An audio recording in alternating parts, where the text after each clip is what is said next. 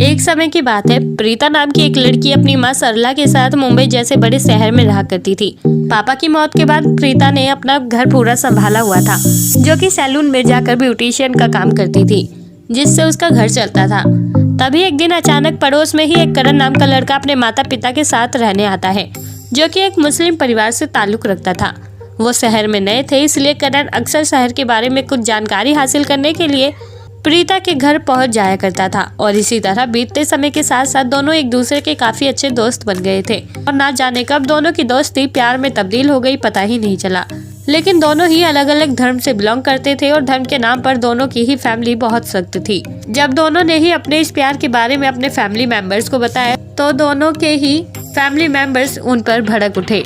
इससे दोनों के ही घरों में कलेश शुरू हो गया था। और तो और अब सरला ने अपनी बेटी को ब्यूटिशियन का काम करने से भी इनकार कर दिया था। वहीं करण को भी धर्म के नाम पर उसके परिवार वालों ने खूब डांटा था, जिसके माता पिता ने उससे कहा कि एक हिंदू लड़की इस घर की बहू कभी नहीं बन सकती। पर इसी बीच जब अचानक करण की माँ राखी की तबीयत बिगड़ती है और उसके घर में कोई नहीं होता, तभी प्रीता उसकी चीख सुनकर उसके पास पहुँचती है और तुरंत ही राखी को हॉस्पिटल ले जाती है। और प्रीता की वजह से ही राखी खतरे से बाहर निकलती है।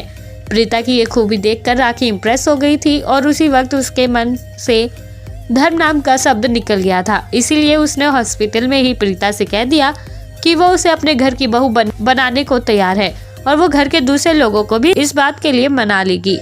इसी तरह जब राखी पूरी तरह से ठीक होती है, तभी वो घर पहुंचते ही पहले प्रीता के घर जाती है और सरला को समझाती है कि धर्म अपनी जगह है और अपने बच्चों की खुशियाँ अपनी जगह।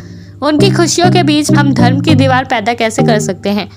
देखो, इस रिश्ते से हम दोनों के ही बच्चे बेहद खुश हैं और अगर उन्हें खुशी मिलती है तो इससे हमें कोई दिक्कत परेशानी नहीं होनी चाहिए। वैसे भी हमारे बच्चे ही तो हमारे सब कुछ होते हैं। और आखिरकार राखी के बहुत समझाने के बाद सरला को भी एहसास होता है कि धर्म के नाम पर अपने बच्चों को उसके प्यार से अलग करना बहुत गलत है।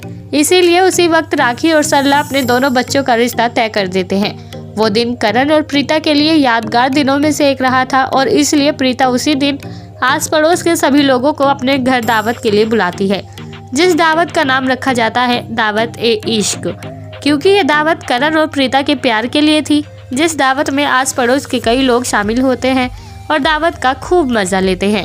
तो दोस्तों, अगर करण और प्रीता के फैमिली मेंबर्स की जगह आप होते तो आप धर्म को लेकर इस रिश्ते के लिए राजी होते या नहीं? आप हमें कमेंट बॉक्स में कमेंट करके ज़रूर बताएं। और साथ ही ऐसी और दिलचस्प कहानियां सुनने के लिए आप हमारे चैनल को सब्सक्राइब करना ना भूलें।